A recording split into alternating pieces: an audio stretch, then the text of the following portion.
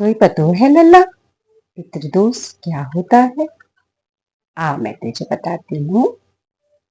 पितृपक्ष में जो हिंदू धर्म में प्राचीन काल से ही दान पुण्य का विशेष महत्व रहा है, जिसमें सबसे बड़ा दान अन्नदान होता है। इसी दान के चलते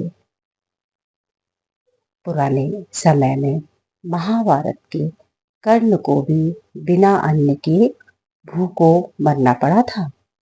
वही दानवीर कर्ण, जिसने अपने स्वर्ण के कवच और कुंडल भी दान में दे दिए थे। इतना स्वर्ण दान करने पर भी उसे स्वर्ग में अन्न प्राप्त नहीं हुआ था। महाभारत में वीर गति को प्राप्त होने के पश्चात उसे स्वर्ग मिला।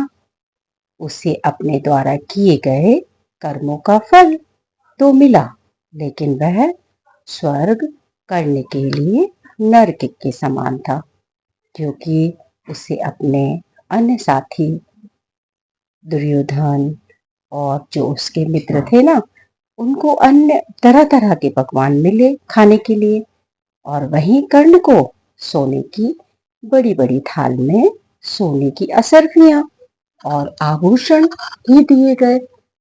यह व्यवहार करने के साथ किया गया। ये क्यों किया गया था? क्योंकि इंद्रदेव की आज्ञा से, क्योंकि जो दान करता है उसे वही मिलता है।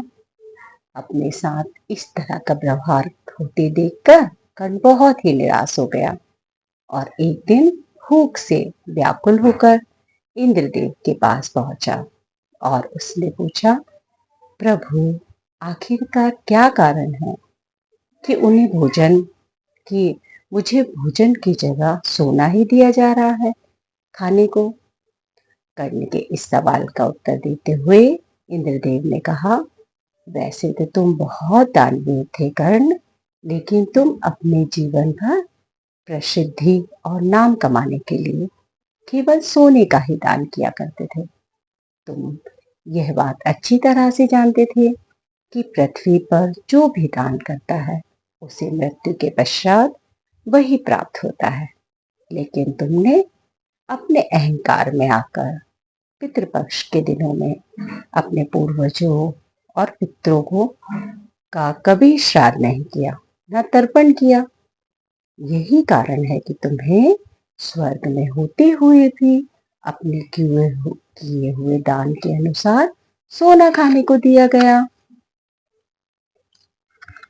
जब कर्ण को इस बात का पता चला तो कर्ण ने इंद्र भगवान से कहा कि मुझे ज्ञात नहीं था प्रभु, पूर्वज कौन थे, इसी कारण उनसे कभी भी पिंडदान नहीं किया, क्योंकि कर्ण को धर्म का ज्ञान ही नहीं था। इसलिए वह जीवन भर केवल सोने का ही दान करता रहा, परंतु वह दानवीर था। इसलिए इंद्रदेव ने उसे अपनी गलती सुधारने का एक मौका दिया और उसे लगभग 16 दिनों के लिए पृथ्वी पर अपना पश्चाताप करने के लिए वापस भेजा। इन दिनों में कर्ण ने अपने पूर्वजों को याद करते हुए न केवल विधि पूर्वक उनका पिंडदान किया, बल्कि अन्नदान, तर्पण, श्राद्ध सब कुछ किया, और जो भी धार्मिक कार्य थे वो सब इसी समय में किए। और 16 दिन की अवधि को पूर्ण करके वह मनुष्य अपने आप वह कर्ण और फिर स्वर्ग में पहुंच गया। पिंडदान करके हर प्रकार से पितृदोष से के ऋण से मुक्त होकर इस प्रकार कर्ण ने अपने पितृदोष के ऋण से मुक्ति पाई और स्वर्ग जाकर अन्न प्राप्त किया। इसीलिए पितरों के समय ब्राह्मणों को भोजन कराना चाहिए, अन्न का यथासंभव दान करना चाहिए।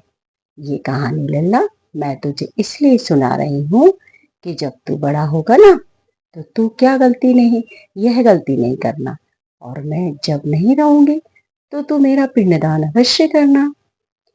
तो तेरे जितने भी पित्र हैं वह तुझे आशीर्वाद प्रदान करेंगे। ठीक है लल्ला।